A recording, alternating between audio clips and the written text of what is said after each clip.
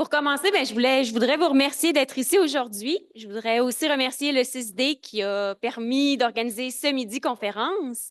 Aujourd'hui, on a le plaisir d'accueillir Madame Cassandre Ville, qui est candidate en fait au doctorat en anthropologie à l'Université Laval. Puis, elle va venir nous parler d'orthithérapie en contexte de santé mentale. Donc, je ne prends pas plus de votre temps. Je vous souhaite un bon dîner. Puis, merci Cassandre. Oui, Bonne présentation. merci. Merci à tous et à toutes d'être ici. Est-ce que vous m'entendez bien? En ligne aussi, j'imagine que vous m'entendez bien. Tout d'abord, merci à Julie et Edith pour l'invitation. Ça me fait vraiment plaisir de venir parler un petit peu de ma recherche doctorale. Puis merci à Marie-Ève aussi qui nous a mis en contact tout ce petit réseau-là. Puis merci à Hélène pour l'organisation de feu de cet événement. Je suis vraiment heureuse d'être accueillie dans une si belle salle. Donc aujourd'hui, je vais vous parler de thérapie par l'horticulture en santé mentale. Donc je m'appelle Cassandre Ville, ça a été présenté, candidate au doctorat en anthropologie à l'Université Laval. Donc aujourd'hui, je vais parler à peu près une trentaine de minutes, puis ensuite on aura un temps d'échange pour les questions. Donc je vais d'abord contextualiser un petit peu la question de la prescription de la nature. Ensuite, je vais vous présenter mon enquête ethnographique dans les jardins, dans des hôpitaux psychiatriques en France. Puis, je présenterai plusieurs pistes et constats, donc là, un peu plus dans l'analyse, donc pour vous présenter les résultats et ce que j'ai pu y voir et ce qui m'a semblé intéressant, en fait, d'étudier. Donc, toutes les photos que vous allez voir sur le PowerPoint, c'est des photos que j'ai prises dans le cadre de mon enquête. Donc, ça va vous donner un petit peu aussi un support visuel pour pouvoir imaginer à quoi ressemblent ces jardins. Donc, prescrire la nature. Quand on parle de l'environnement et de la santé, il y a beaucoup de recherches qui sont données sur les effets potentiellement néfastes de l'environnement. On met beaucoup l'accent sur la toxicologie, la gestion des risques, l'hygiène, la pollution. Mais il y a aussi tout un pan de ces recherches-là qui s'intéressent aux potentiels bienfaits des environnements et des bienfaits notamment des environnements naturels sur la santé. Donc moi, je me suis intéressée à l'idée que la nature, le contact avec la nature a des effets bénéfiques. J'ai oublié de changer. A des effets bénéfiques sur la santé mentale. Donc, dans la littérature, on retrouve l'idée, en tout cas des preuves, que ça implique une réduction des symptômes d'anxiété et de dépression, une réduction du stress ou encore une amélioration de l'humeur et du sentiment de calme. Ces bienfaits-là, donc il y a vraiment beaucoup d'études qui sont faites et plusieurs théories qui sont proposées, donc des théories qui datent quand même des années 80-90 sur la restauration de l'attention en psychologie, par exemple, où là, on va parler que l'environnement naturel vient amener l'esprit à se reposer en créant une espèce de fascination douce. Il y a aussi les théories de la biophilie, où là, ce serait plutôt dans une perspective évolutionniste où, ayant coévolué évolué dans des environnements naturels, l'humain serait plus porté à être en sécurité et à l'aise dans ces environnements-là. Et puis plus récemment, on a des recherches qui cherchent à identifier les molécules ou les bactéries, les êtres vivants qui seraient responsables de ces bienfaits-là. Donc on peut penser aux recherches sur les phytoncides, des molécules dans les forêts, ou encore à la bactérie Mycobacterium vaccae qui serait présente dans les sols. Et toutes ces recherches-là, elles s'inscrivent, donc elles découlent de thérapies par la nature qui leur préexistent. Ça fait vraiment très longtemps qu'on développe ce genre de thérapie, puis les recherches viennent les appuyer en même temps qu'elles viennent les transformer aussi. On va adapter les thérapies avec ces nouvelles connaissances. Donc, quand on parle de thérapie par la nature, ça réfère à tout un champ d'intervention. Donc, on peut penser aux écothérapies, à l'hortithérapie, qui est par le jardinage, dont je vais parler aujourd'hui, mais aussi aux fermes thérapeutiques, donc le contact animalier ou le travail agricole. On peut penser aux bains de forêt, donc le Shirin-yoku, qui commence à être de plus en plus répandu ici au Québec, mais qui vient du Japon. L'intervention par la nature et l'aventure, que vous connaissez bien à Chicoutimi, où on a un programme dédié. Puis plus largement, l'idée de passer du temps dans la nature, donc de commencer à prescrire la nature et à utiliser ce contact en fait pour venir avoir des bienfaits. Et puis, on peut penser aussi aux perspectives autochtones de ressourcement en territoire, de thérapie au niveau du territoire. Donc moi, dans le cadre de ma thèse, je me suis intéressée aux jardins à visée thérapeutique dans les hôpitaux psychiatriques, en prenant comme cas d'étude comment en fait le jardinage a une place dans ces hôpitaux et comment est-ce qu'on peut l'envisager comme étant une intervention de type donc psychiatrique, mais aussi psychologique, en tout cas qui peut avoir un effet sur le psychisme et la santé mentale. Je fais que d'oublier de passer mon PowerPoint, je suis désolée. Donc, les jardins à visée thérapeutique ou de soins, c'est défini en France, là où j'ai fait mon enquête, comme étant un jardin qui est conçu et adapté pour des personnes qui souffrent de troubles moteurs, cérébraux, psychiques ou psychiatriques, afin qu'elles puissent en profiter en toute sécurité et confiance, y compris en pratiquant le jardinage. L'objectif, c'est d'offrir des sollicitations sensorielles, de stimuler l'intérêt, la curiosité et la mémoire. Et pour ça, le jardin obéit à des principes architecturaux, techniques et environnementaux qui varient selon les publics et les situations. Donc ça, c'est la définition de l'association Jardin et Santé.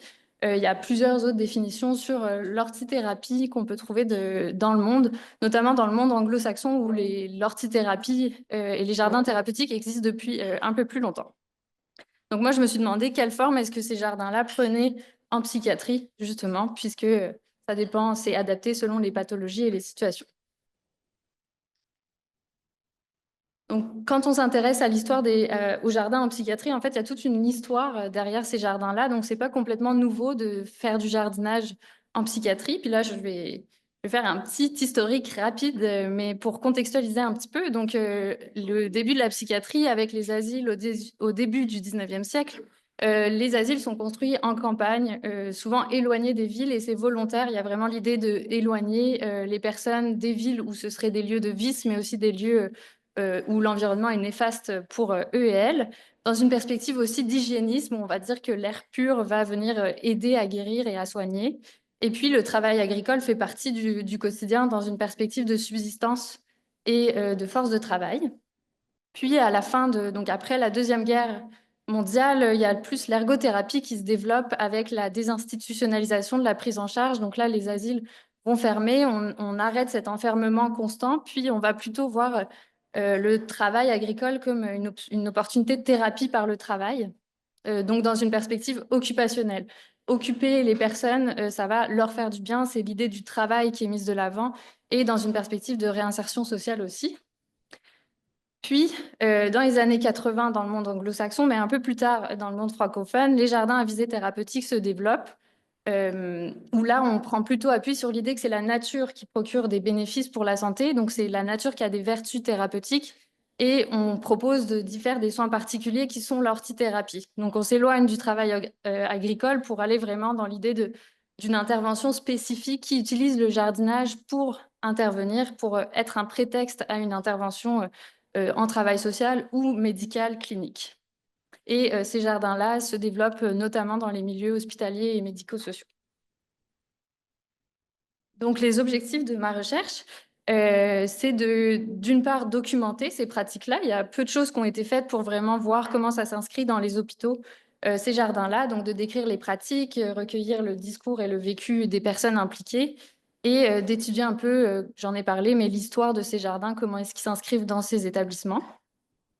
Puis le côté analyse anthropologique qui est encore en cours d'analyse, de voir comment ces soins s'inscrivent dans les manières de soigner, comment est-ce qu'on envisage que c'est un soin légitime qui a sa place dans un hôpital, comment est-ce qu'on identifie les effets, comment on les mesure, on les considère, et enfin, de quel jardin est-ce qu'on parle en fait? Quand on parle de nature, de quelle nature on parle?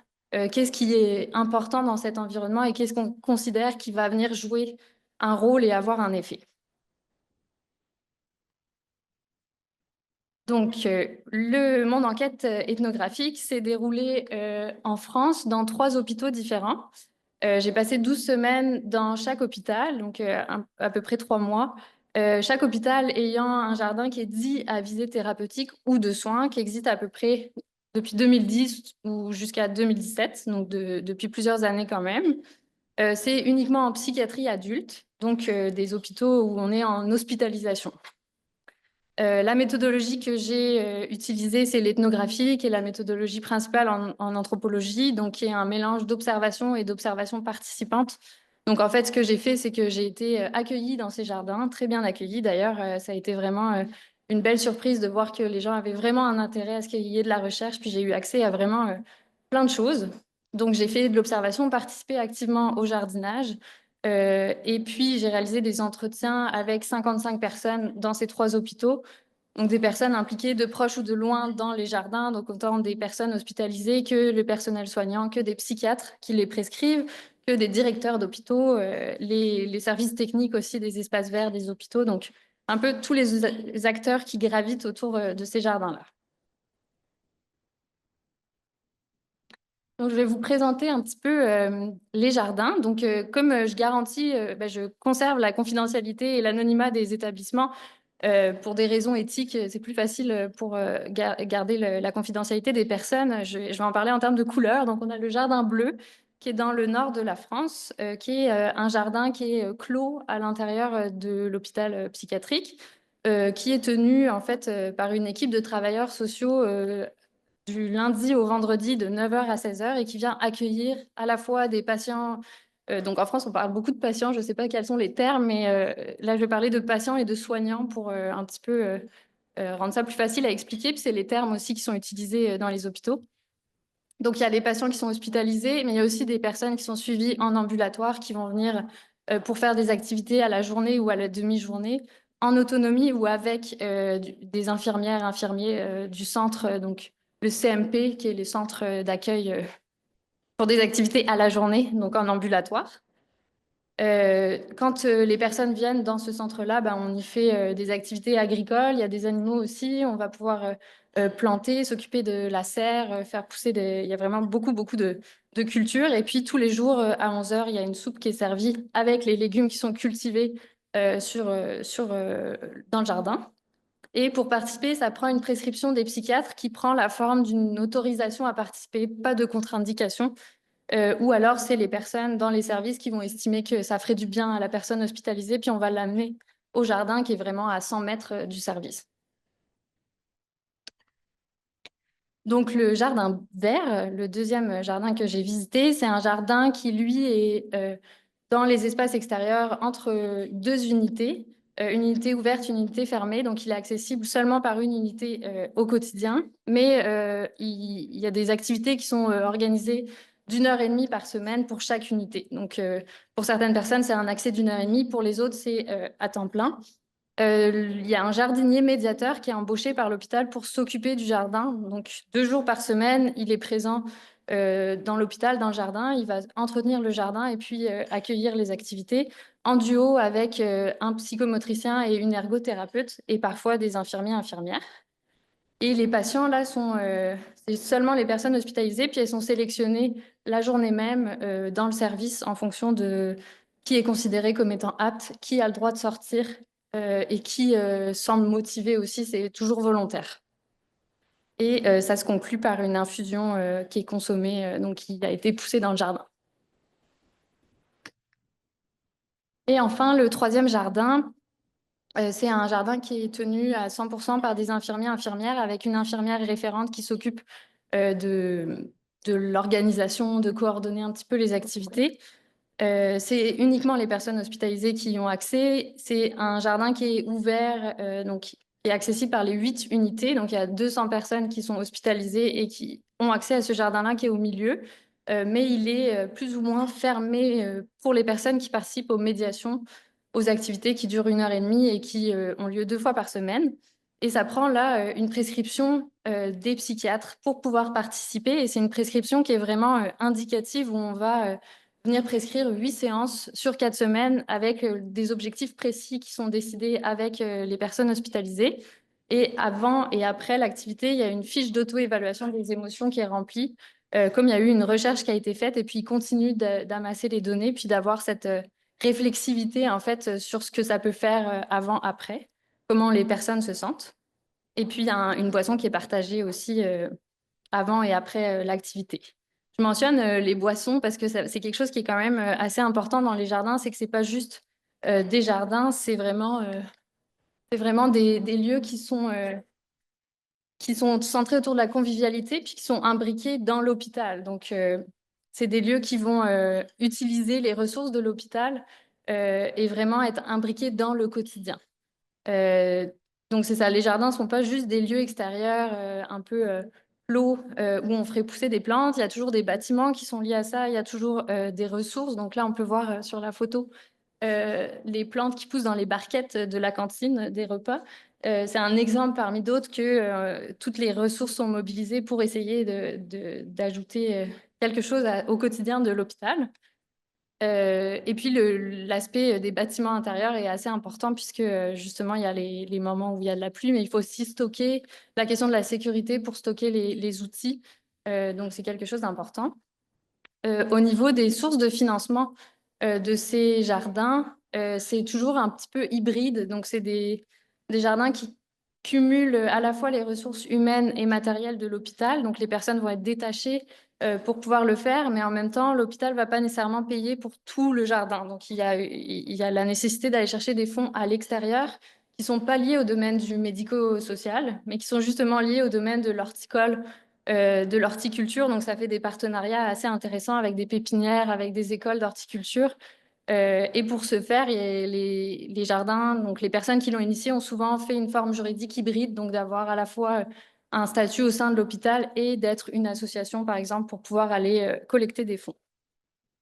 Et puis, ces jardins-là existent, en fait, c'est des initiatives individuelles. Donc, ça a toujours été sous l'impulsion d'une personne qui était convaincue ou qui trouvait ça important, qui a été soutenue par la direction qui était aussi convaincue, et puis qui ont trouvé ce label commun des jardins à visée thérapeutique pour un peu donner une légitimité, puis avoir accès à tout un réseau de professionnels et de ressources qui leur permet un petit peu d'exister, puis de faire valoir ça. Donc, c'est quand même, il y a une quête de reconnaissance que ces endroits-là sont importants et qui sont nécessaires et bénéfiques. Parce que moi, je suis rentrée à l'hôpital par la porte des jardins, puis j'avais l'impression que c'était central à l'hôpital, mais en fait, en parlant avec des médecins, des infirmiers, infirmières, ça reste très marginal au sein de l'hôpital. C'est pas forcément connu. En fait, c'est sous-utilisé. Ça, c'est quelque chose qui revenait beaucoup, que ça pourrait accueillir plus de monde, mais qu'il y a une méconnaissance même au sein de l'hôpital de ce qui peut être fait dans ces jardins-là. Donc, les perspectives de soins au jardin. Donc là, je vais parler un petit peu plus des différentes choses en fait qui ont émergé durant ma recherche, comment ces jardins-là s'inscrivent dans l'hôpital, comment les gens l'utilisent, qu'est-ce qu'ils y trouvent en fait comme utilité, pour un peu essayer de voir comment, au-delà du contact avec la nature, on crée des lieux de soins, on met la nature à profit et qu'est-ce qu'on va y chercher en fait finalement dans cette nature qu'on jardine. Donc, je vais développer un petit peu en trois axes. D'une part, comment ces jardins-là sont ancrés dans la prise en charge hospitalière, donc comment ils ont un sens, comment ils prennent sens dans le contexte très précis de l'hospitalisation en psychiatrie. Ensuite, comment le fait que ce soit du vivant qui est dans ces jardins-là, bah, ça participe aux dynamiques de soins. Et enfin, comment dans ces jardins-là, on voit que les perspectives de soins sont retravaillées. En fait, il y a une diversification et une multiplication des formes et des objets du soin. Donc, ce qui vient prendre en charge l'hôpital dans son ensemble, l'idée de prendre soin du soin.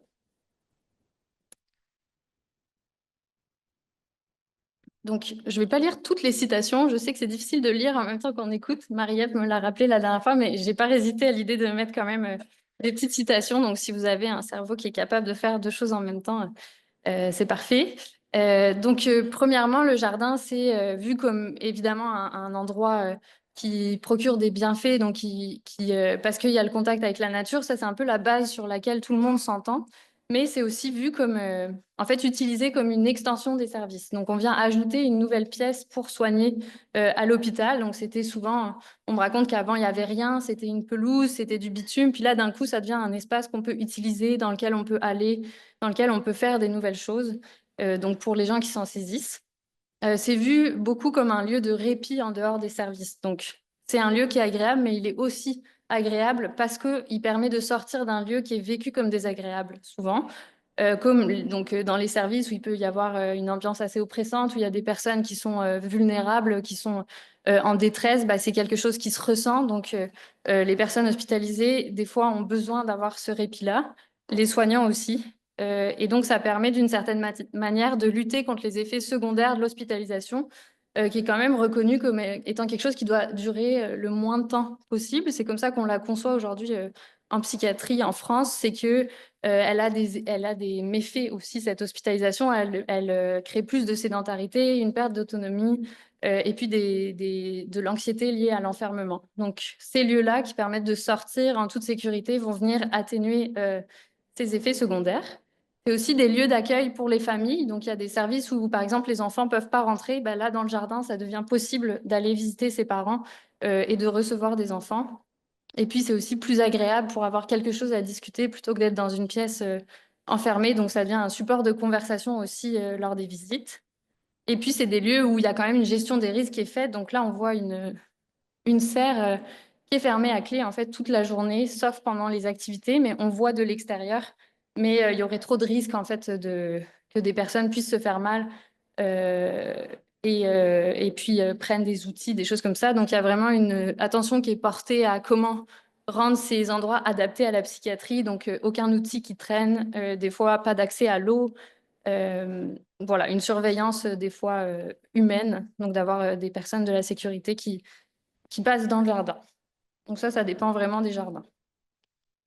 Il y a aussi un rapport quand même de valoriser la prise de risque et la confiance. Donc il y a différentes postures à ce niveau-là, mais globalement, ils sont pensés pour être plutôt sécuritaires.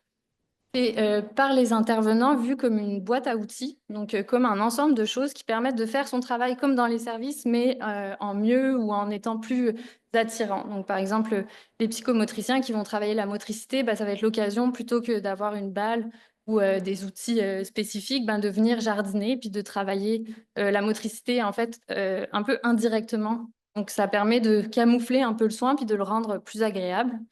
Ça s'inscrit très bien dans le quotidien des hôpitaux, puisque les médiations, c'est déjà quelque chose qui existe dans les hôpitaux psychiatriques. C'est pas quelque chose qui est complètement nouveau d'amener une activité. Il y en a plein d'autres, dépendamment des hôpitaux, mais où on va faire de l'art-thérapie, on va faire des activités de discussion. Donc ça s'intègre bien. Et en même temps, c'est vu comme étant quelque chose qui permet de faire toutes les interventions en même temps. On peut faire de l'art-thérapie au jardin, on peut faire des cercles de parole dans le jardin.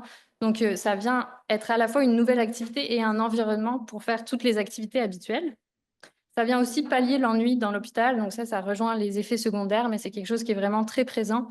Comme l'hôpital est conçu comme un lieu de gestion de crise et d'ajustement des traitements, ben, il y a tout un quotidien entre ces temps morts, en fait, qui n'est pas forcément adressé. Donc là, ça vient créer un espace et des activités pour pallier cet ennui-là. Et puis, ça peut être un lieu d'aide en cas de tension, de violence, de crise, qu'on on va pouvoir utiliser le jardin pour faire un petit peu redescendre la tension, puis changer, c'est ça, changer d'air, en fait. C'est ça qui fait du bien dans certains cas. Et enfin, quelque chose que j'avais vraiment pas deviné avant de découvrir le monde de la psychiatrie, mais c'est qu'une grande partie du travail consiste à observer aussi, à évaluer l'état des personnes pour pouvoir voir est-ce que la médication fonctionne, est-ce que la personne va mieux, est-ce que ses pensées changent, est-ce que son rapport à elle-même change. Et ça, c'est tout un travail qui est déjà fait dans les services, mais qui va être vu comme très bénéfique de le faire aussi en dehors des services. Et le jardin va venir créer un nouveau contexte qui permet de changer le regard sur la personne. Donc, par exemple, il y avait ce psychiatre qui disait, il a souri alors que dans le service, ça fait une semaine qu'il ne sourit pas. Ce que ça permet de réaliser, c'est que peut-être qu'il souriait pas parce qu'il était dans le service et pas parce qu'il n'allait pas mieux, en fait. Et que de voir comment la personne est quand elle sort, ça permet de distinguer un peu les effets de l'hospitalisation des effets de la maladie, en fait. Donc ça, c'est quelque chose je trouve, qui est vraiment intéressant et qui est quand même beaucoup ressorti, que ça permet aussi de changer le regard sur la personne, donc de plus la voir comme une personne malade, mais aussi comme une personne qui est en train de jardiner normalement, qui pourrait être notre voisin. Et d'un coup, il y a une réhumanisation de la personne qui a quand même été soulignée par plusieurs soignants. Donc de la voir autrement, puis de se rendre compte que finalement, ces symptômes sont peut-être pas si envahissants, que la personne va mieux, ou au contraire, que même dans ces situations-là, la personne a, par exemple, la misère avec être en groupe, ben là, on va pouvoir avoir un nouveau regard. Et donc, c'est une façon, ce qui ressortait, de simuler l'extérieur pour évaluer la sortie. Donc, ça va être, il y a des transmissions qui sont faites après les activités au jardin en cas de modification, d'amélioration ou de détérioration de l'état selon les soignants. Mais ça peut se faire à l'extérieur, ça se fait d'ailleurs, mais le jardin rend ça plus accessible, plus facile, plus sécuritaire et moins coûteux. Donc, c'est quand même, considérant l'état de la psychiatrie actuelle où il manque la moitié des psychiatres et où il manque, je ne connais pas le pourcentage, mais beaucoup de soignants et où les effectifs sont très réduits, ben là, ça devient vraiment un atout, ça permet de sortir sans sortir, en fait. Donc, le deuxième axe, c'est le travail du jardin, en fait, qui m'a beaucoup intéressée, de comment est-ce qu'on rend ces jardins-là propices aux soins, comment on en fait des lieux qui sont différents de tous les autres espaces verts pour qu'on puisse y développer du soin.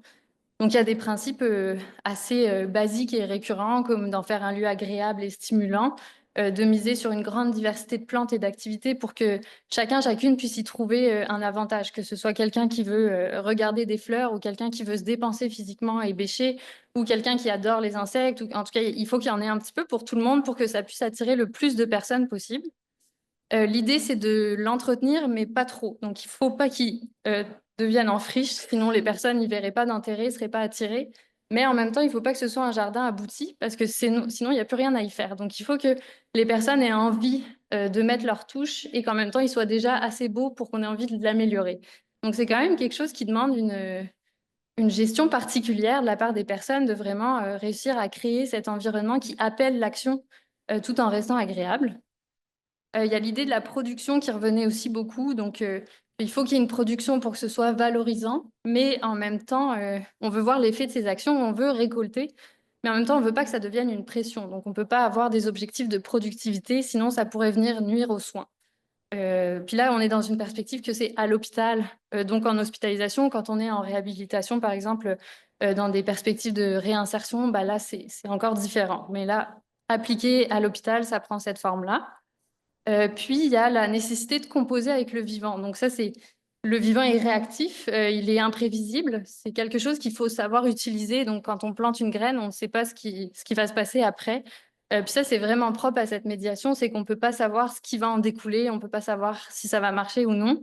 Puis, il faut composer avec ça pour en faire quelque chose qui devient soignant, en fait, et non quelque chose qui est nuisible, où là, on ne voudrait pas renforcer l'idée qu'on n'est pas capable ou l'idée que ça marche pas quand on le fait. Donc, il y a toute une gestion aussi de comment rendre ça thérapeutique. Puis, les gens parlent beaucoup de l'estime de soi qu'il faut valoriser tout en même temps apprendre à gérer des émotions négatives et puis c'est ça, qui peuvent être liées au fait que ça fonctionne pas dans le jardin. Et puis, cette gestion du jardin, bah, elle fait émerger quand même des négociations et des tensions parfois au niveau des différentes visions qu'il peut y avoir des manières de développer et d'entretenir le jardin. Donc, par exemple, ça se peut qu'il y ait des personnes qui aient une vision plus traditionnelle. On veut de faire de l'agriculture pour se nourrir, d'avoir des plantes potagères. Et puis d'autres personnes qui veulent plus expérimenter en permaculture, par exemple, puis avoir une vision où on voudrait être plus pédagogique et puis faire attention à créer un environnement sain. Donc, de surtout pas utiliser de pesticides, d'avoir des pratiques qui sont très respectueuses de l'environnement, un peu dans l'esprit de la permaculture. Et ça peut venir en contradiction, en fait. On peut se retrouver avec des visions différentes. Donc, qu'est-ce qui soigne finalement? Est-ce que c'est produire des légumes ou est-ce que c'est avoir un environnement qui est parfaitement sain et exempt de possibles toxiques? Donc, ça, c'est un exemple. Il y en a plusieurs autres, comme le jardinier me disait très bien, le pire ennemi du jardinier, c'est l'autre jardinier. Donc, il y a toujours des visions à concilier sur c'est ça, comment créer ces espaces pour qu'ils soient thérapeutiques.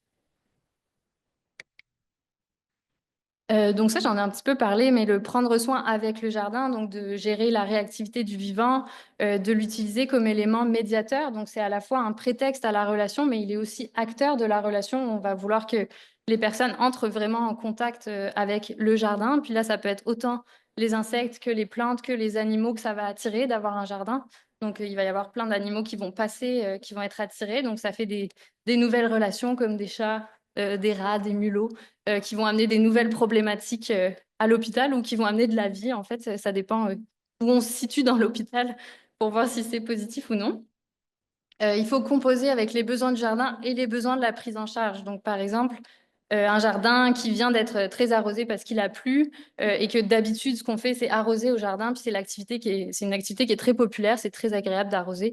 Euh, la plupart des personnes aiment faire ça. Et ben, des fois, il faut c'est ça. Est-ce qu'on laisse la personne arroser parce que c'est de ça qu'elle a besoin, mais en même temps, le jardin est déjà trop mouillé? Est-ce qu'on l'amène à faire autre chose? Puis des fois, le jardin, il n'y a rien à faire parce que tout va bien, tout pousse, on ne veut pas trop désherber. Ou à l'inverse, des fois, il y a beaucoup de choses, mais on ne peut pas se permettre de faire désherber les personnes pendant 2 heures parce qu'on ne voudrait pas qu'elles se sentent exploitées comme de la main-d'œuvre. Donc, il y a tout un équilibre aussi entre ce qu'on veut y faire, puisque le jardin a besoin qu'on y fasse. Et puis, le fait d'avoir cette insertion du jardin en psychiatrie, ben, quelque chose que j'ai envie de regarder un peu plus, c'est de voir comment finalement la relation à la nature devient un lieu de correction aussi. Donc, le fait que le jardin arrive dans l'hôpital, mais l'hôpital arrive aussi dans le jardin, les personnes peuvent se retrouver corrigées sur leur relation à la nature.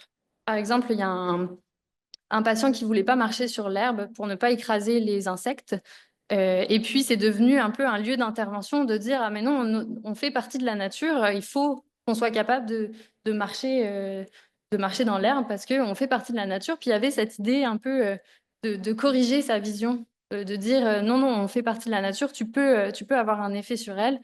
À l'inverse des personnes qui voulaient tuer des vers de terre, par exemple, se faisaient dire que il fallait pas le faire parce qu'elles sont bons pour le sol. Donc, il y a toutes des nouvelles normes qui viennent se véhiculer sur la nature. Puis, ça devient aussi un lieu d'interprétation des symptômes. Donc, par exemple, de voir le rapport qu'ont les personnes aux insectes, ça pouvait être réinterprété en équipe clinique comme étant une manifestation de la maladie ou un symptôme. Donc, je dis pas que c'est ça ou que c'est pas ça, puisque je ne suis pas du tout qualifiée pour le faire, mais c'est intéressant de voir comment le jardin devient en fait un support pour juger et c'est réintégré par... il y a une lecture psychiatrique qui est faite du rapport au jardin. Et enfin, par rapport au vivant, ce qui est intéressant, c'est qu'il vient un peu brouiller les frontières de l'hôpital. Donc, il y a déjà ce rapport que c'est un lieu qui est un petit peu ambigu. On est à l'hôpital, mais pas vraiment. C'est convivial. On peut partager une boisson avec les soignants, ce qu'on ne fait pas dans les services, par exemple. Il y a le tutoiement qui s'installe souvent, mais le vouvoiement reprend dans les services.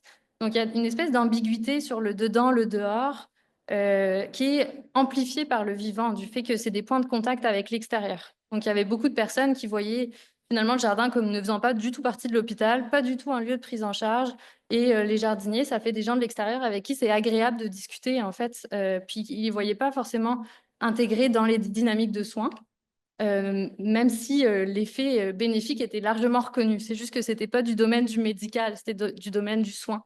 Euh, donc, il y a ces points de contact avec l'extérieur, donc les jardiniers, les plantes et les animaux aussi qui arrivent, des oiseaux qui viennent dans le jardin et qui passent. Bah, c'est aussi un rappel de l'extérieur, c'est l'hôpital qui est ancré dans son milieu plus largement. Et puis, du point de vue social, culturel, bah, il y a beaucoup d'événements qui sont organisés pour vendre des plantes, pour aller à la pépinière. Il y a vraiment un rapport de décloisonner l'hôpital. Puis ça fait partie des objectifs assumés des jardins en général, c'est d'ouvrir ces jardins-là au public. Et donc, le public vient dans les hôpitaux, qui sont souvent des lieux fermés où on ne sait pas trop ce qui s'y passe. Et ben, en fait, là, ça vient l'ouvrir complètement. On peut faire un barbecue au milieu de l'hôpital psychiatrique, puis le public de l'extérieur vient et partage des repas avec les personnes hospitalisées. Donc, ça permet de donner envie de sortir, de faire oublier l'hôpital pendant un certain temps. Puis, ça questionne aussi l'étiquette thérapeutique, puisque le fait de rappeler ça un jardin thérapeutique ou à visée, en tout cas médicale, qui vise la santé, bah, ça vient rappeler la maladie finalement. Donc, d'un côté, on essaie de la masquer, on la met de côté, puis de l'autre côté, on la rappelle. Ça, c'était plus les perspectives des personnes hospitalisées, c'était de dire que comme si elle pouvait pas jardiner comme tout le monde et avoir un jardin comme tout le monde. Il fallait qu'en plus, pour elle, le jardin soit thérapeutique, alors que finalement, ça fait du bien à tout le monde et tout le monde peut en profiter. Donc ça fait réfléchir sur les mots qu'on emploie. Il y a des jardins où les personnes qui s'en occupent ont plus une posture de pas trop parler de thérapeutique, justement pour pas remédicaliser un petit peu cette activité, alors que d'autres vont plutôt mettre ça de l'avant pour dire que bah non, ça a des bénéfices, c'est une thérapie, on s'engage dedans, et puis c'est comme ça qu'on va avoir encore plus de bénéfices. Donc il y a deux visions qui se développent, puis tout un monde entre les deux, de ces deux visions. Et enfin, au niveau des perspectives de soins, j'ai un petit peu dépassé, je vais faire ça rapidement. Donc il y a cette perspective que on va prendre, donc on met la maladie de côté, mais on va surtout prendre soin de la personne et de sa santé. Donc c'est des espaces où on vient vraiment appuyer sur ce qui va bien. En fait, c'est ça qu'on m'a dit, c'est on vient consolider ce qui va bien. Il y a le bien-être, le confort et le plaisir qui sont réintégrés à l'hôpital, qui est plutôt un lieu où on gère la crise et on voit ce qui va mal. Donc il y a ce contrebalancier qui se fait. Il y a la visée de changer le rapport soignant-soigné dont j'ai parlé tout à l'heure avec le tutoiement, le fait de jardiner ensemble, d'être à la même hauteur, de faire la même activité. Bah, c'est quelque chose qui est assez rare en fait dans un hôpital où il y a toujours un rapport de quelqu'un qui prend soin de l'autre. Et puis, ça vient un petit peu redéfinir la prise en charge. Donc, les gens en profitent pour un peu expérimenter d'autres rapports, d'autres façons d'être en relation, que ce soit du côté des soignants que des patients. Et enfin, c'est ce que ça m'amène à dire qu'il y a une multiplication des formes et des objets du soin. Comme on le voit là, il y a Lady, le chat du jardin bleu, qui est sur un tapis chauffant, qui chauffe les plantes. Puis les gens passent, la caressent, et puis elle monte sur les gens, et puis les gens viennent arroser les plantes, puis ça leur fait du bien de les voir pousser. Donc il y a une espèce de mélange où collectivement, tout le monde prend soin un peu de tout le monde. Et ça a un effet, de déstigmatiser, mais aussi de ramener le soin à une autre échelle, en fait, où on sort d'une vision assez linéaire. Ça existe aussi dans les services. C'est pas de dire que c'est le seul endroit où ça arrive, mais disons que là, on le voit vraiment, il est mis en pratique de façon très forte. Et c'est quelque chose qui m'intéresse beaucoup de voir et de développer. Cette phrase que les gens disent souvent dans les jardins, c'est que quand on prend soin du végétal, le végétal prend soin de nous et je prends soin de moi en prenant soin du végétal. Puis il y a une espèce de flou qui s'installe, qui fait un espèce de soin diffus. Donc pour conclure, quelques points clés un petit peu et pistes de réflexion pour la suite de ma recherche. Au travers de ces jardins, il y a une reconnaissance de l'importance du contexte de soins et des effets de l'environnement à l'hôpital. Donc on n'est pas juste sur des pratiques, mais on est aussi sur s'intéresser à l'architecture, à l'importance de l'ambiance, à l'importance de l'environnement, comment ça peut changer aussi nos rapports les uns aux autres. Ça s'inscrit quand même dans une adaptation au contexte de crise où ça peut paraître un petit peu paradoxal d'avoir des jardins qui fleurissent dans des hôpitaux où il manque la moitié des médecins. Mais en fait, c'est aussi une adaptation où on essaie de continuer à soigner, on essaie de continuer à prendre soin de ces lieux et de pallier aussi à certains manques d'effectifs. Donc, quand on peut pas sortir, on fait une sortie dans le jardin, puis on essaie de créer quelque chose qui a du sens. Donc, c'est une forme d'adaptation. Il y a vraiment une diversité dans les manières de cultiver le soin, donc différentes visions qui sont possibles et il n'y a pas de recette magique en fait pour faire un jardin thérapeutique. Il y a vraiment plein de façons de le mettre en œuvre. Puis c'est très contextuel comme on le voit là, c'est très propre au contexte de l'hôpital et ça se prendrait une forme tout autre dans un autre milieu. Et puis ensuite, le fait de brouiller les frontières de l'hôpital, je me questionne de voir est-ce que c'est pour mieux les redessiner, quelles frontières on redessine quand on dit que ça floute le dehors, le dedans, mais on repropose des nouvelles frontières. Donc, ça fait partie des choses que je veux identifier. Voilà, merci beaucoup pour votre écoute.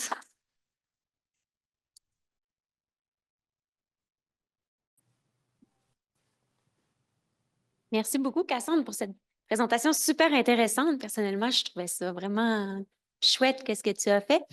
Est-ce qu'il y a des personnes dans la salle? Je ne sais pas, il est rendu quelle heure? On dirait que je n'ai pas fait ma job.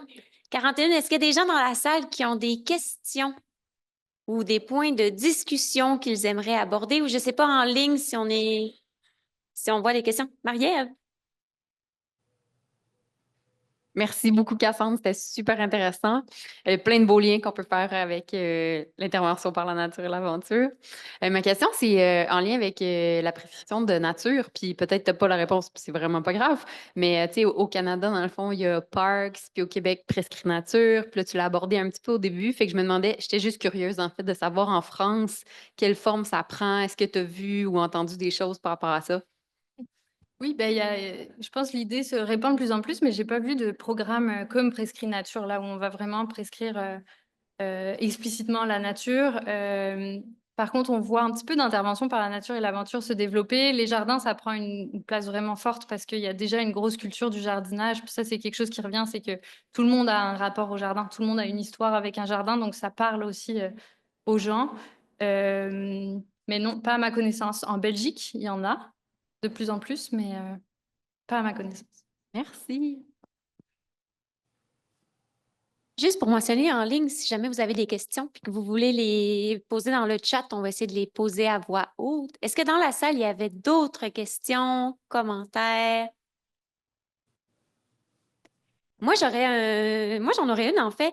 Est-ce que selon toi, il y a certains profils de personnes ou certains traits qui pourraient, je ne sais pas, des personnes pour qui ça pourrait être plus bénéfique ou moins bénéfique de prendre part à des activités de jardinage comme ça?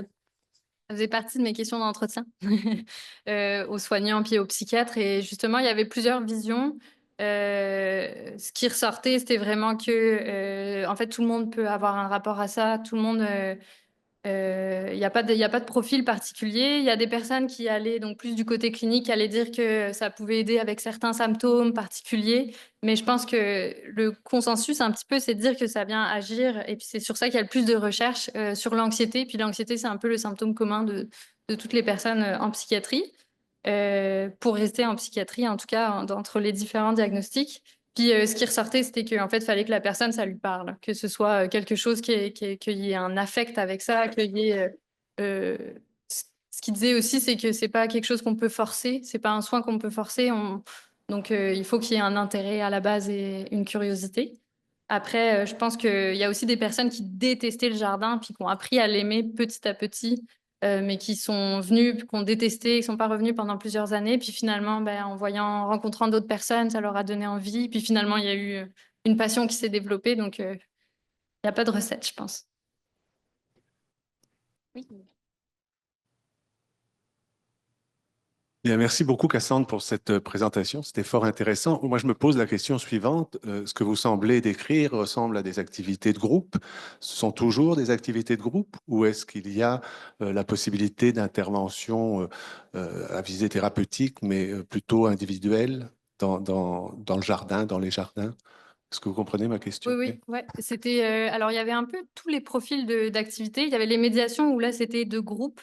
Mais souvent, il y avait quand même 3, 4 soignants. Puis c'était peut-être des groupes de 6 personnes dans le cadre des médiations. Donc, c'était vite du duo, d'aller faire des activités différentes. Des fois, la personne était toute seule à faire, à planter et puis personne n'était avec elle. Donc, c'était pas forcément une intervention assidue là, avec une présence. Et puis, dans le cas du Jardin Bleu, par exemple, il y a plein de gens qui viennent en autonomie, là, qui viennent, qui font la tournée des poules. Puis, il n'y a pas de soignants, par exemple, qui vont juste faire leur routine au centre. Puis, ça prend vraiment plein de formes variées. Il y avait un hôpital, le Jardin Vert, qui faisait vraiment plus des activités de groupe, là, où on faisait ensemble. Il y avait un peu plus de côté pédagogique du fait qu'il y avait un jardinier médiateur. Mais assez rapidement, on se retrouvait éparpillés aussi. Donc, c'était pas quelque chose qui était appuyé, la dynamique de groupe. C'était pas vu comme c'est une opportunité d'être en groupe et de voir comment les gens interagissent ou de socialiser, de se faire des amis, mais pas forcément mis à profit pour une intervention. Mais c'est une très bonne question. C'est vraiment varié dans le.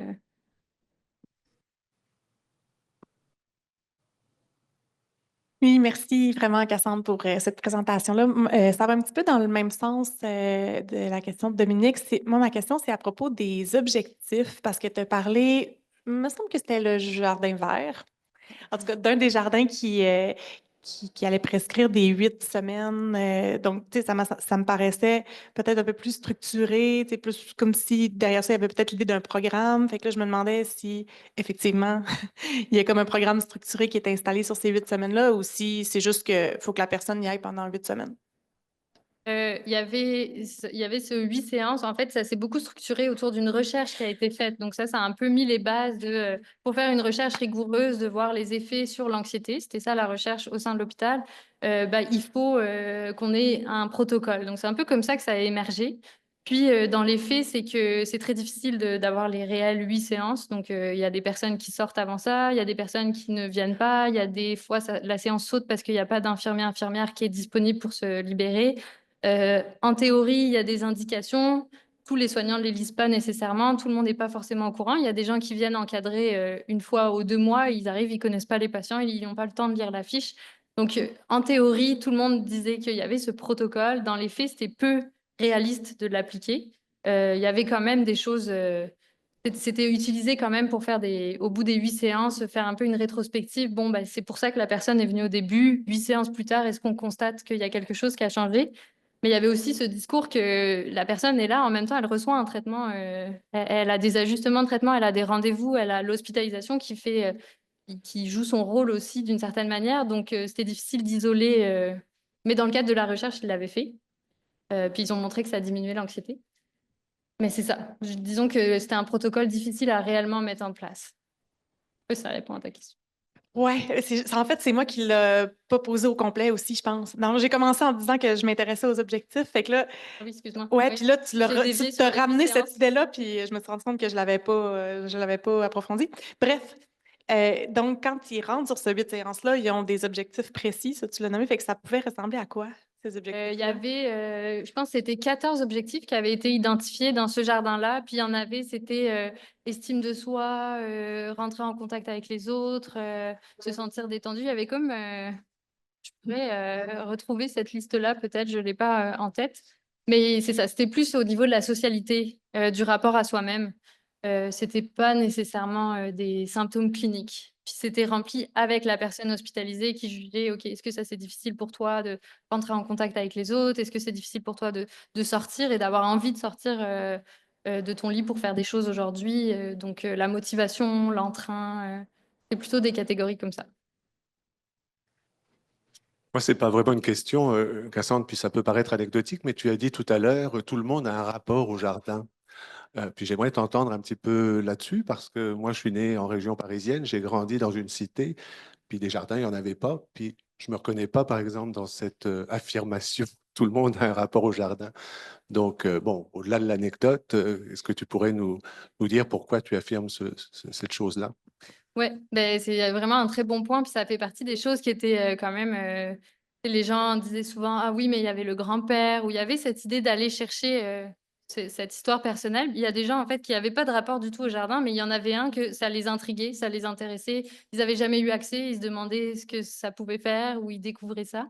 Donc on a quand même tous un rapport au jardin, même si c'est par l'absence de jardin, pour faire la réponse facile à la question. Mais c'était souvent souligné que ça venait faire ressurgir des souvenirs ou un manque, ou il y a des gens qui détestaient le jardin, qui avaient vraiment des expériences très négatives avec ça. Mais donc, c'était un point de départ un peu, c'est ça, plus qui permettait de rentrer en contact avec les personnes, puis de savoir un petit peu, de discuter de ça, en fait. Mais oui, tout le monde n'a pas un rapport au jardin, puis c'est pas accessible à tout le monde. Puis ça, c'est un enjeu aussi, c'est que des fois, les personnes avaient quand même cette idée de donner le goût au jardin, tu sais, de donner envie d'aller au jardin, puis d'inclure ça dans sa vie. Mais après ça, les gens retournent chez eux, chez elles, puis ils n'ont pas forcément accès à ça. Donc c'est là qu'on tombe dans les revendications plus au niveau de la santé publique et politique, d'avoir accès à des espaces verts, d'avoir accès à des espaces communautaires pour jardiner. Euh, ouais, ça fait partie de tout le contexte, mais c'est un très bon point. Est-ce qu'il y avait d'autres questions dans la salle? Oui, je vais passer le micro, puis il semble avoir un commentaire en ligne ou une question, fait qu'on va poser la question. Merci pour la présentation. D'un point de vue organisationnel, est-ce qu'il y avait des choses qui facilitaient ou limitaient l'implantation et le maintien des jardins? Oui. Ben, il y a plein d'éléments, mais je pense que la volonté individuelle, là, comme j'en parlais, c'est quelque chose qui revenait beaucoup, qu'il a fallu des personnes qui ont poussé cette idée-là, qui ont mobilisé des gens, d'avoir la direction qui est favorable, des directeurs d'hôpitaux pour qui ça parle. Souvent, c'est des histoires, c'est un peu basé sur des anecdotes aussi de telle personne. Le directeur de l'hôpital, à ce moment-là, ben, il allait se balader, et puis il y avait des chevaux, puis il voulait vraiment que ça continue d'exister. Donc, il a vraiment poussé pour que ça se passe. Il y a comme plein d'anecdotes qui font que ces jardins-là ont vu le jour, parce qu'il y a des gens qui y croyaient et qui avaient envie des gens qui avaient envie d'améliorer leur espace de travail, l'espace de vie, qui ont envie d'améliorer l'hôpital. Mais donc, ça revenait tout le temps, là. C'est des initiatives individuelles. C'est vraiment des gens craqués qui ont porté ça. Merci. Y avait-il une question en ligne? J'ai déjà parlé. Fonctionne-tu? Ouais. Oui, ça fonctionne. OK. Non, dans le fond, c'était pas une question, mais c'était un commentaire que je vais reformuler pour te partager. Ça disait que c'était très beau, puis que ça donnait envie d'en créer des jardins. Dans le fond, c'est ça le commentaire. Marie-Ève, je te laisse la parole. Merci. Tu as nommé tantôt que les gens disaient souvent que les jardins étaient comme sous-utilisés, qu'il y aurait de la place pour accueillir plus de personnes. Je me demande si dans tes questions ou dans l'informel ou quoi, tu as entendu un peu la perception des jardins par le reste du système. Les gens du milieu psychiatrique qui en font pas, comment c'est perçu? Est-ce que c'est comme... Ouais, je veux pas induire de réponse. Oui, ben, c'est sûr qu'en arrivant par le jardin, j'avais vraiment envie d'avoir ces retours-là, mais assez rapidement, on m'a dirigée vers des personnes plutôt sceptiques. J'ai fait des entretiens avec elles, puis c'était plutôt non, c'est très bien, c'est très intéressant. J'ai pas eu accès nécessairement à toutes les critiques, mais ce qui ressortait dans les critiques qui ressortent. Il y a l'idée de recréer l'asile, donc de réattirer les gens, de les refaire travailler, de recréer une communauté. Donc ça, c'était au début, il y a des personnes qui étaient plus dans une perspective de désinstitutionnaliser la psychiatrie, trouvaient ça contradictoire de venir renforcer l'hôpital, d'en faire un lieu de vie. Il y avait l'idée des gens qui allaient dire que ça donnerait trop aux gens envie de rester à l'hôpital. Donc, si ça devient un lieu agréable, ça, c'est une critique qu'on voit en psychiatrie. Et donc, parce qu'il y a plein de problématiques sociales qui se greffent à ça. Il y a des personnes qui n'ont pas forcément de logement quand elles ressortent ou qui sont dans des milieux de vie vraiment néfastes et désagréables. Donc, c'est sûr que l'hôpital devient hospitalier. Et en même temps, on veut que les gens sortent le plus vite possible. Il n'y a pas de lit, il y a des crises à gérer. Donc, ça vient un peu créer une dissonance en psychiatrie, je pense. Donc, il y avait cette critique-là. Puis, il y avait la critique aussi, et ce qui était très intériorisé par les soignants qui allaient au jardin, c'était j'abandonne mes collègues dans le service où ça va mal, il y a des urgences à gérer, puis moi, je m'en vais jardiner. C'est pas du vrai soin, c'est pas du vrai travail. Je les laisse mal pris. Puis ça, c'était... Les équipes l'intériorisaient, se sentaient mal, puis finalement, il y avait vraiment une revalorisation de dire, bah non, c'est du soin aussi, on a un effet, on fait partie de la prise en charge psychiatrique. Donc, il y avait ces discours-là un peu plus négatifs, comme quoi c'est pas du vrai soin, c'est pas du vrai travail, puis il y a d'autres choses plus importantes à faire. Mais j'ai pas eu accès à beaucoup d'autres choses. J'étais très vite étiquetée dans l'équipe du jardin, et je pense que ouais, j'ai pas eu accès à tout. Il y avait une question en ligne que je vais me permettre de poser. Ça disait merci pour la présentation, c'était super pertinent. Était-ce seulement en psychiatrie que les jardins étaient utilisés ou bien d'autres secteurs comme la réadaptation les utilisaient aussi? Oui, c'est très utilisé dans plein de milieux. En fait, l'association Jardin et Santé recense plein de jardins dans les établissements de santé en France. Puis on voit qu'il y a beaucoup, il y a plein d'autres domaines. Là, moi, c'est vrai que je m'intéresse uniquement à la psychiatrie adulte, mais il y a aussi des choses avec les enfants. Puis il y a aussi en réadaptation, de la kinésiologie, les personnes qui ont un traitement de chimiothérapie. Il y a vraiment plein de publics. Puis ce serait intéressant de voir justement comment c'est mobilisé, qu'est-ce qui résonne ou qu'est-ce qui est complètement différent en fait en fonction des situations et des besoins. Mais oui, il y Est-ce en a que plein. je peux poser encore une question? En fait, c'est deux choses. La première, bon, on est dans une université. Je me posais la question de savoir si tu savais comment était publicisé ce type d'approche dans les écoles. Alors, allons-y avec les écoles de médecine, puisqu'on parle de psychiatrie. Si tu en as une idée, ça, c'est la première question. Puis la deuxième question, c'est, bon, qu'est-ce qui se passe chez nous? Est-ce qu'il y a des initiatives qui vont être prises afin de développer ce type de jardin, alors j'allais dire communautaire, il en existe déjà, mais à visée de soins. Puis c'est une question un peu, je sais que il y a des choses qui se préparent, mais je voudrais l'entendre. Pour répondre à la première partie sur la formation, c'est une question que je posais. Personne n'avait reçu de formation là-dessus. Ils voient un petit peu le principe des médiations en psychiatrie, puis ça fait partie la grande famille des activités thérapeutiques des médiations. Mais il y a des formations qui sont accessibles quand même en orthithérapie. Il y a un hôpital qui avait payé la formation au personnel pour qu'ils puissent adapter leurs pratiques. Et pour ce qui se trame, je laisserai Julie et Edith répondre pour des belles initiatives qui se trament au Québec, peut-être. Qui parle? Ce serait le temps pour une dernière question de Jacinthe. Puis pour la suite, je pense qu'on pourra en parler parce que je vois le temps qui file, là. Fait que dans des conférences à venir. Ah, il n'y avait pas de questions? Je pensais qu'il y avait un petit. C'est juste que c'est nous, là.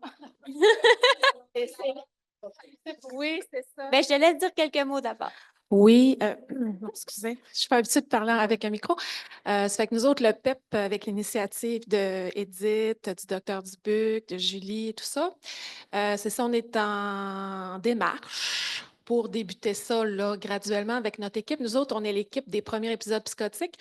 Puis on va s'allier aussi avec les équipes d'intervention dans la communauté, donc l'équipe des suivis intensifs, suivis d'intensité variable aussi. Ça fait que nous autres, on est dans une clientèle de 12 à 35 ans, avec des premiers épisodes psychotiques et tout ça. Puis c'est ça, on trouvait ça vraiment intéressant, parce que nous autres, ils ont besoin de se mettre en action. Ils ont besoin de rencontrer d'autres gens, de faire des choses concrètes, justement, pour reprendre un fonctionnement, si on veut, là, le plus optimal possible. Fait qu'on est au début, là. On n'a rien de On a très hâte, mais on va visiter déjà là, un endroit la semaine prochaine là, avec lequel on va pouvoir commencer là, notre aventure. Puis ça va être une belle aventure, je pense, parce que ça mêle autant l'intervention que hum, justement la relation d'aide, l'intervention, puis en même temps, ça permet aux gens de développer des compétences, puis au niveau de l'estime de soi aussi, là, tu sais. D'autres ne sont pas hospitalisés, c'est des gens dans la communauté avec qui on fait un suivi. Donc, tu sais, c'est ça, on a bien hâte de voir, là. Ça fait qu'on commence, on est au premier balbutiement. C'est tout. Hâte de voir ça. Nous aussi, d'un point de vue de la recherche, là, on va essayer d'aller documenter tout ça. Donc, on est vraiment excités à l'idée de ce projet-là. Je vois l'heure qui file, donc je voudrais encore te remercier, Cassandre, de t'être déplacée pour venir nous parler aujourd'hui. C'était vraiment une belle présentation.